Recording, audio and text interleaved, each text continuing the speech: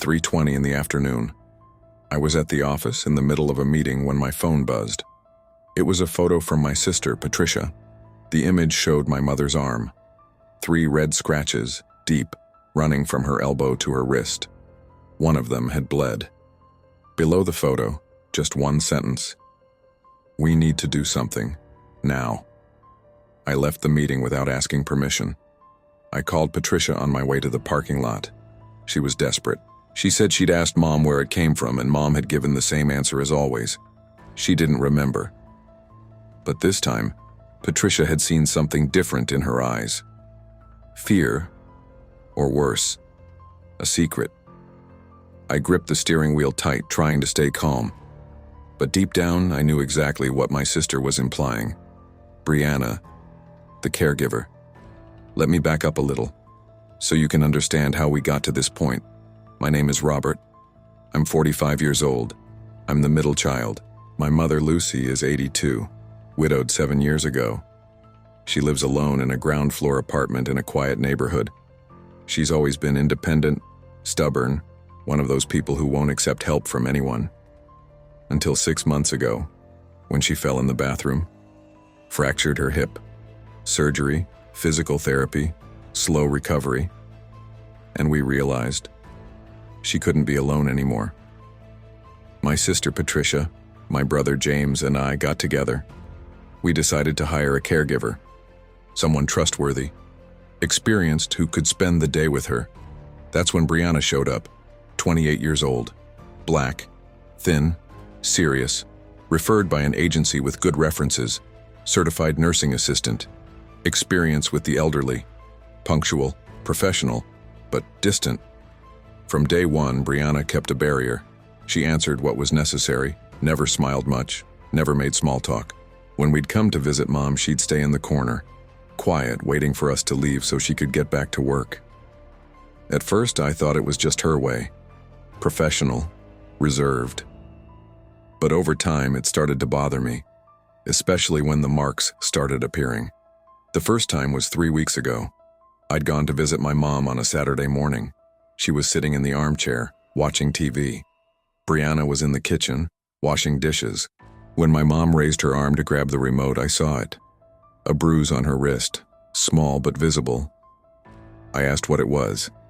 She looked at her own arm, as if seeing it for the first time. Said she didn't know, that she must have bumped into something. I insisted. She shrugged. Said it was an old person thing, that anything leaves a mark. I let it go, but it stayed in my head. The next week, Patricia called me. Mom had another bruise, on the other arm, and a scratch too. Patricia had asked, Mom had given the same answer. She didn't remember. Patricia had also asked Brianna. Brianna said she hadn't seen anything, that she didn't know where it came from. I tried to believe it, but with each visit, a new mark appeared. Scratch on the forearm, bruise on the shoulder, red mark on the neck. And my mom always with the same vague answer. I don't remember, honey. That's when James, my younger brother, dropped the bomb, said it was obvious, that it was Brianna, that we needed to stop pretending we didn't see it. Patricia and I fell silent. James continued, said we needed to think carefully, that Mom had never had these marks before, that Brianna was the only person who spent all day with her, and that every time we asked, she said she hadn't seen anything. What do you mean she didn't see? She's there all day. I didn't want to believe it, but the pieces started falling into place in my head. Brianna was too serious, never opened up, never showed affection for my mom, and the marks only appeared after she arrived, or at least, that's when we started noticing. I tried to talk to Brianna. It was on a Thursday. I showed up at my mom's apartment unannounced, mid-afternoon. Brianna was helping my mom take her blood pressure medication. When she saw me, she tensed up. I asked to speak with her in the kitchen. She hesitated, but went. I closed the door behind us, said I needed to ask her something, that I wanted her to be honest with me. She crossed her arms, her face closed off, told me to ask.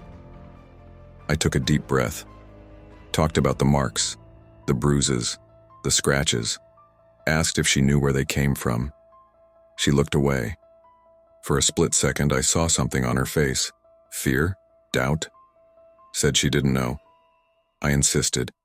What do you mean she didn't know? She spent all day with my mom. She answered, her voice low, almost defensive. Said she did. Yes, but that she wasn't glued to my mom 24 hours. That she went to the bathroom, went to the kitchen, went to do laundry. And that when she came back, sometimes mom already had a new mark. I asked if she'd ever seen how it happened. She said no. Never. I insisted again. She looked at me, and this time her voice got lower, almost trembling. Said she took good care of my mom, that she did everything right, gave the medications on time, helped with bathing, made the food, that she didn't know where the marks came from, that she swore she didn't know. There was something in her voice. It wasn't anger. It was fear. I said I just wanted to understand what was happening. She answered, almost in a whisper, that she wanted to understand too, that she was also worried, but that she didn't know what to do. And she left the kitchen quickly, before I could see her cry. I stood there, alone, with a knot in my stomach. That reaction only made everything worse. What I didn't know in that moment was that Brianna was also terrified. I only found out later, much later. But that day, when she left the kitchen, Brianna went straight to the bathroom, locked the door, sat on the toilet lid, and cried silently, with her hands shaking. Because Brianna had also seen the marks, and Brianna was also suspecting someone, just not herself. That night, the three siblings got together on a video call. I told them about the conversation, said that Brianna had gotten defensive, that she'd said she didn't know anything, hadn't seen anything. James slammed the table, asked how she hadn't seen, if she was there all day. Patricia agreed, said that either Brianna was lying or she was protecting someone. I asked, protecting who? Silence. Patricia spoke slowly. Said that mom didn't live alone, that we visited, that James stopped by almost every day after work, that I went on Saturdays, that she went on Wednesdays and Sundays. I understood what she was implying. James exploded, said that was ridiculous, that none of us would do that. Patricia responded carefully, said she knew, but asked, does Brianna know? The sentence hung in the air. I took a deep breath, said we needed certainty, that we couldn't act just based on assumptions, not against her, not against anyone. Patricia asked what I suggested. I was silent for a few seconds. Said, a camera. The next day I bought a security camera, small, discreet, with night vision and audio, disguised as a digital photo frame. I installed it in my mom's living room on a Saturday morning, when Brianna wasn't there. My mom didn't even notice. Thought it was nice. Said it was a modern photo frame. I felt like garbage. For the first 3 days, the recordings didn't show anything suspicious. Brianna helping my mom bathe, making lunch, giving medications on schedule, sitting next to my mom, watching her shows, James arriving after work, talking with mom, leaving. Patricia bringing groceries, organizing the fridge, me adjusting the TV, fixing a drawer. Everything. Normal. But the marks kept appearing. On the 4th day, my mom showed up with the scratch that Patricia sent me in the photo, 3 red lines deep on her arm. Patricia begged her to tell where it came from. My mom said she didn't know, that she didn't remember. Patricia insisted, asked if she didn't remember or if she didn't want to tell. My mom looked away, said she didn't remember. But there was something in the way she said it, something that wasn't forgetfulness. It was a secret. I spent the entire night watching the recordings. Fast-forwarded, rewound, paused, turned up the volume, looked for moments when someone from the family was alone with my mom, looked for moments when Brianna was alone with her, looked for anything that would explain. And then finally I saw it. It was a Tuesday, 3:40 in the afternoon. My mom was alone in the living room, completely alone. Brianna had gone to hang laundry in the backyard. You could hear the sound of the back door opening and closing. The living room was silent. My mom in the armchair looking at the window.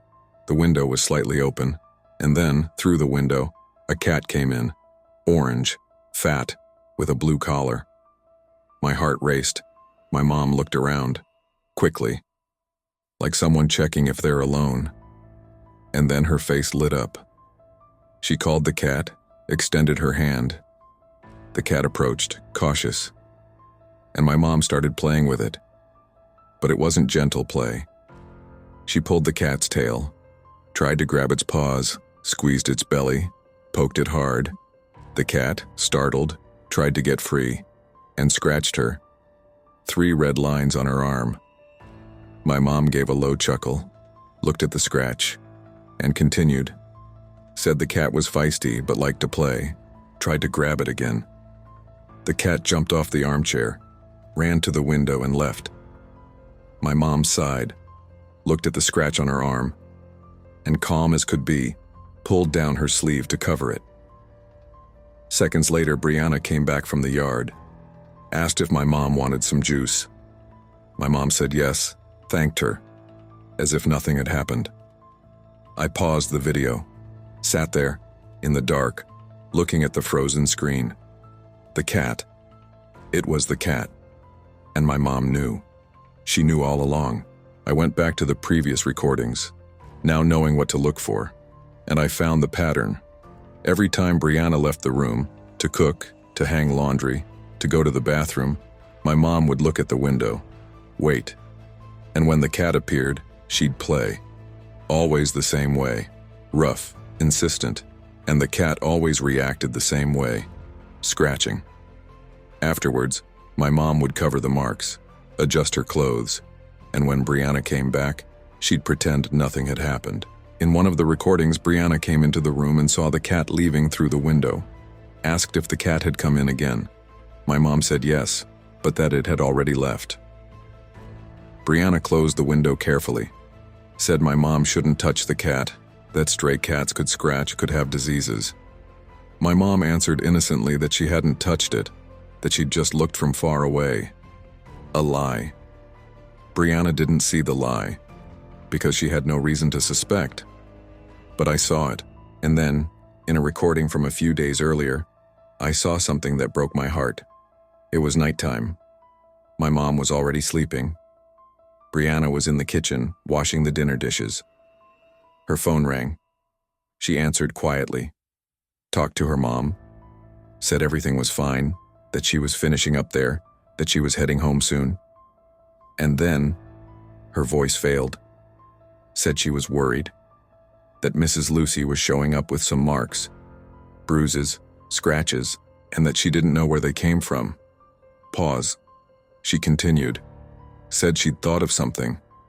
But what if it was someone from the family, that they came there every day, were alone with my mom sometimes? What if it was one of them? She cleared her throat, trying to control her emotion, asked how she was supposed to accuse them, said they were the employers, that they were white, rich, had lawyers. And her? She was just the caregiver, black, poor. Who would believe her? Pause. Said what if she spoke up and they accused her of making it up? Or worse, what if they turned it around and said it was her? Her voice broke. Said she needed that job, that she couldn't lose it, but that she also couldn't let Mrs. Lucy get hurt, that she didn't know what to do. She hung up, leaned against the sink, and cried silently. I paused the video, rested my head on the desk, and cried too.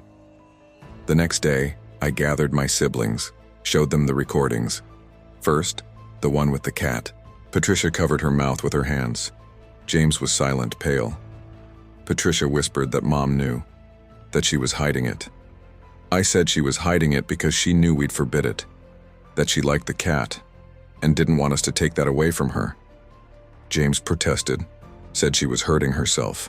I agreed, but said that for her, maybe it was worth it, that she lived alone, that we visited, but didn't stay, that Brianna took care of her, but it was work, that the cat came because it wanted to, played with her because it liked her, and she liked it, Heavy silence. I said there was more. I showed Brianna's phone call recording.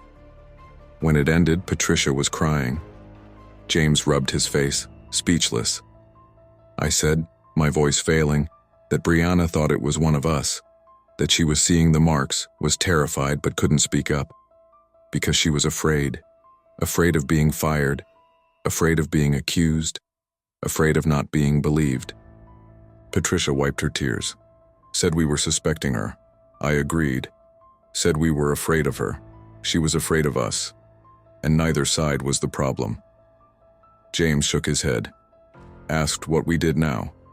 I said we told the truth, to Brianna and to Mom, that we stopped assuming and started talking. I went alone. I arrived at my mom's apartment on a Friday morning. Brianna was in the kitchen making coffee. I asked to speak with her. She tensed up, but nodded. We sat in the living room. My mom was in the bedroom resting. I said I needed to show her something, and that afterwards I needed to apologize. I grabbed the laptop, showed her the recordings, the cat coming through the window, my mom playing alone, the scratches, my mom hiding them. Brianna watched in silence. Her eyes widened. She whispered, incredulous, "It was the cat?" I said yes. She covered her face with her hands, said she knew there was a cat that showed up sometimes, but that she'd never seen my mom playing with it, that she thought it just passed by and left. She paused, and then said, her voice trembling, that she'd thought it was us, that she'd thought someone from the family was hurting my mom, and that she didn't know what to do. I said quietly that I knew. I showed her the recording of her on the phone, talking to her mom.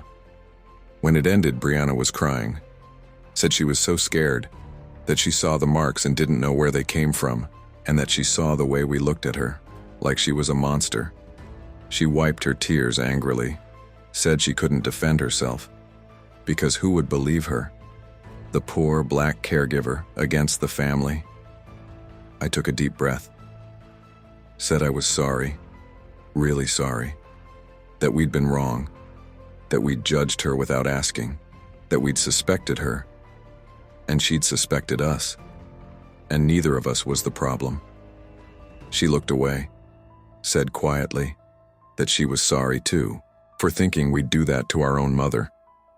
I said she didn't have to apologize, that she was in an impossible position, that she was alone, scared, not knowing who to trust, that we should have created an environment where she could speak up, where she felt safe to say, I don't know what's happening, but I'm worried. Silence. I said I didn't know if she could forgive us, but that I wanted her to know. We were wrong, and we were going to do things differently from now on. Brianna was silent for a long time. Then she nodded, slowly, thanked me for showing her, and for apologizing. But I saw it in her eyes. There was a wound there, a wound that wouldn't heal so easily. Afterwards, I sat with my mom. Brianna was there too. I asked her to stay. I said we needed to talk about something, about the injuries on her arm. My mom looked away. I said we knew, that we'd seen. She looked at me, startled, asked, seen what? I said, the cat. Silence. My mom turned red, like a child caught in the act. Said she hadn't done anything wrong. I answered that we weren't saying she had, but that we needed to understand. Why hadn't she told us? Why had she hidden it? She crossed her arms, stubborn. Said she knew we'd forbid it. Would close the window, would chase the cat away, would say it was dangerous. I said it was dangerous. That the cat scratched her. She shot back, her voice firm. So what? Said she liked it. That it kept her company. That it was the only fun thing that happened in her day. The sentence landed like a bomb. She continued. Said we came there, stayed half an hour, asked if she'd taken her medication, if she'd eaten, and left. That Brianna took care of her, but it was work. That she was paid to do it. That the cat came because it wanted to, played with her because it liked her, and she liked it. She looked at each of us, Said she knew it scratched, that she knew it hurt, but at least she felt something. At least she had something to look forward to. Asked if we understood what it was like to be alone all day, waiting for life to pass by. I felt my chest tighten. I said we didn't know she felt that way. She answered simply, "Because you never asked." Silence. Brianna, who had been quiet until then, spoke. Said that if my mom had told about the cat, we could have found a way. A safe way. But that she'd hidden it. And Brianna had been worried, had thought someone was hurting my mom. My mom looked at Brianna surprised, asked if she'd thought it was us. Brianna nodded, embarrassed. My mom asked if we'd thought it was Brianna. I nodded. My mom shook her head, incredulous, said we were a silly family, that nobody had asked anything to anyone, that everyone had been afraid, suspicious, making up stories, and that the problem was just a cat. She was right. Today, 4 months later, a lot has changed. The living room window has a screen now. The cat doesn't come in anymore. But we made an agreement with the neighbor, Mrs. Henderson, the cat's owner. Twice a week, she brings Simba, we found out that's his name, to visit my mom. Supervised, with Brianna there. And we taught my mom how to pet him without hurting him. She complains that it's not the same, but she accepts it. Brianna still works with us, but the relationship has changed. There's a distance that wasn't there before. A caution, an invisible scar. We try to make up for it. Patricia brings cake every week. James gave her a raise. I talk more, ask how she's doing if she needs anything. But I know, we'll never completely erase what we did, what we almost did. Last week, I was at my mom's house. Brianna had just left. My mom was in the armchair, looking out the window. I asked if she was okay. She said yes. I asked what she was thinking about. She took a while to answer, said she was thinking that she should have told us about the cat from the beginning, that she'd thought we wouldn't understand, but that she hadn't even given us a chance to try. She looked at me, apologized, for hiding it, for making us worry, for putting Brianna in a difficult situation. I held her hand, said we should have asked too, really asked. Not just, where did this bruise come from, but how are you feeling? Are you happy? Are you too lonely? Do you need anything? She squeezed my hand. I promised we'd do things differently now, and we're trying. It's not perfect, but it's better. I carry this story as a lesson. I almost destroyed an innocent woman's life because I chose to suspect instead of ask. Because I looked at her and saw first of all someone who could be guilty, not because of who she was, but because of the position she held. Poor, black, employee, and Brianna. Brianna almost lost her job, almost got accused, almost had her life destroyed. Because she was also afraid to ask. Because she looked at us and saw first of all people who had power over her. Rich, white, employers, two sides, two fears, both wrong. And in the middle, an elderly woman who just wanted a little company, and who hid a silly secret because she was sure nobody would understand. She didn't ask either. None of us asked. We just assumed, judged, built narratives, and almost destroyed everything because of it. Before you install a camera to watch someone, install a conversation. Before you accuse, ask. Before you judge by appearance, by position, by skin color, stop, breathe, and remember. On the other side, there's a person, with fears, with dignity, with a story you don't know. And sometimes the person you think is the problem is just as scared as you are. And sometimes the problem isn't a person, it's just an orange cat, and a lonely elderly woman, and a family that forgot to ask, what about you? Have you ever suspected someone and found out you were completely wrong? Have you ever been unfairly accused? Have you ever let fear speak louder than conversation? Leave it here in the comments. I read them all, and if you made it this far, thank you for listening. Good night.